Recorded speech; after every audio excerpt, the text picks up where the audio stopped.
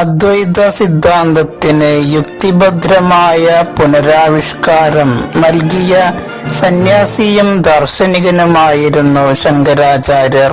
കാലടിയിൽ ജനിച്ചുവെന്ന് വിശ്വസിക്കപ്പെടുന്ന ശങ്കരാചാര്യർ പിതാവിന്റെ മരണശേഷം സന്യാസിയായി പല വിശ്വാസമുള്ള തത്വചിന്തകരുമായി ചർച്ചകളിൽ ഏർപ്പെട്ടുകൊണ്ട് ഭാരതം മുഴുവൻ സഞ്ചരിച്ചു. 60-ൽ പരം സംസ്കൃത ഗ്രന്ഥങ്ങൾ രചിച്ചു. ഇവയിൽ ഭൂരിഭാഗവും വേദസാഹിത്യത്തെക്കുറിച്ചുള്ള വ്യാഖ്യാനങ്ങളാകുന്നു.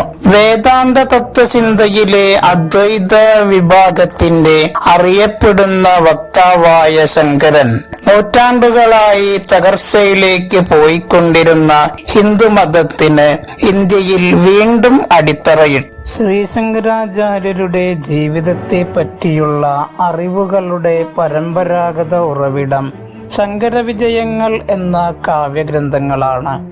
ഇതിഹാസ കാവ്യങ്ങളുടെ ശൈലി പിന്തുടർന്നാണ് ഈ കാവ്യങ്ങൾ എഴുതപ്പെട്ടിട്ടുള്ളത്. 14-ാം നൂറ്റാണ്ടിൽ ജീവിച്ചിരുന്ന മാധവൻ എഴുതിയതാണ് മാധവീയ ശങ്കരവിജയം. 15-ാം നൂറ്റാണ്ടിനും 17-ാം നൂറ്റാണ്ടിനുമിടയിൽ ജീവിച്ചിരുന്ന ചിദ്വിലാസൻ എഴുതിയതാണ് ചിദ്വിലാസീയ ശങ്കരവിജയം. അനന്തഗിരി ശങ്കരവിജയം അനന്തഗിരിയാൽ എഴുതപ്പെട്ടു.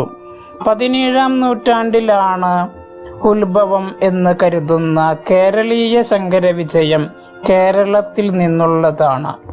ഈ രേഖകളിൽ ആദിശങ്കര ജനനം പെരിയാറിന്റെ തീരത്ത് കാലടി എന്ന ഗ്രാമത്തിൽ ബ്രാഹ്മണ ദമ്പതികളായ ശിവഗുരു, ആര്യാമ്പ എന്നിവരുടെ പുത്രനായി AD 788-ലാണ്. ശൃംഗേരി ശാരദാപീഠം അംഗീകരിക്കുന്നത് ക്രിസ്തുവിന് പിൻപ് 788-820 കാലഘട്ടമാണ്. കാലഘട്ടത്തെക്കുറിച്ച് തർക്കമുണ്ടെങ്കിലും 32 വർഷക്കാലം മാത്രമേ ശങ്കരാചാര്യർ ജീവിച്ചിരുന്നുള്ളൂ എന്നത് പൊതുവെ അംഗീകരിക്കപ്പെട്ടതാണ്. ബാല്യത്തിൽ തന്നെ ശങ്കരാചാര്യർ സന്യാസത്തിൽ ആകൃഷ്ടനായിരുന്നു. എന്നാൽ അമ്മയായ ആര്യാമ്പ ഈ ആഗ്രഹത്തിന് എതിരായിരുന്നു. ഒരു ദിവസം വീടിനടുത്തുള്ള പൂർണ്ണ നദിയിൽ കുളിച്ചുകൊണ്ടിരിക്കവേ അദ്ദേഹത്തിന്റെ കാലിൽ ഒരു മുതല പിടിക്കുകയും നദിയിലേക്ക് വലിച്ചു കൊണ്ടുപോവുകയും ചെയ്തു. ഈ സംഭവം നടക്കുമ്പോൾ അമ്മ മാത്രമേ അരികിലുണ്ടായിരുന്നുള്ളൂ. മുതലയുടെ കയ്യിൽ നിന്ന് മകനെ രക്ഷിക്കാൻ വഴിയൊന്നും കാണാതെ ആര്യാമ്പ കരയാൻ തുടങ്ങി.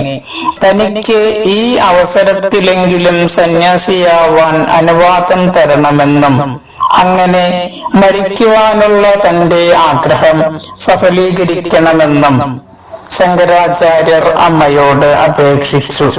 കാഞ്ചിയിലെ മഹാപെരിയവർ ഈ ഐതിഹ്യത്തെ വിശദീകരിക്കുന്നത് ഇപ്രകാരമാണ്. തന്റെ മരണം ഒഴിവാക്കുവാനുള്ള ഒരു തന്ത്രമായാണ് സന്യാസത്തെ അവതരിപ്പിച്ചത്.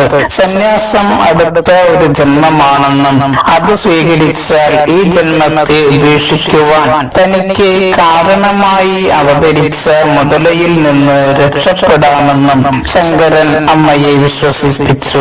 ശങ്കരന്റെ വാദങ്ങൾ അംഗീകരിച്ച മാതാവ് സന്യാസത്തിന് അനുവാദം നൽകിയെന്നും തുടർന്ന് സന്യാസ ദീക്ഷ ഏറ്റുവാങ്ങിയ ശങ്കരനെ വിട്ട് മുതല അപ്രത്യക്ഷമായി എന്നും ഐതിഹ്യം. ഈ ഐതിഹ്യം വെറുമൊരു കഥയായി കാണാതെ മറ്റൊരു രീതിയിൽ വ്യാഖ്യാനിക്കണമെന്നും പണ്ഡിതന്മാർ പറയാറുണ്ട്. മുതല എന്നതുകൊണ്ട് ഉദ്ദേശിക്കുന്നത് ദേഷ്യം, സങ്കടം, സ്നേഹം, വെറുപ്പ്, സന്തോഷം, നിരാശ എന്നിവ കൂടിക്കലർന്ന സാധാരണ ജീവിതത്തെയാണ്.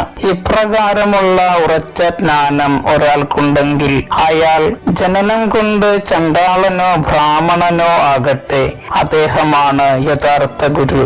അദ്വൈതവാദത്തെ പുനഃസ്ഥാപിക്കാൻ ശങ്കരാചാര്യർ നടത്തിയ യാത്രകളും വാദങ്ങളും ദിഗ്വിജയം എന്നാണ് അറിയപ്പെടുന്നത്.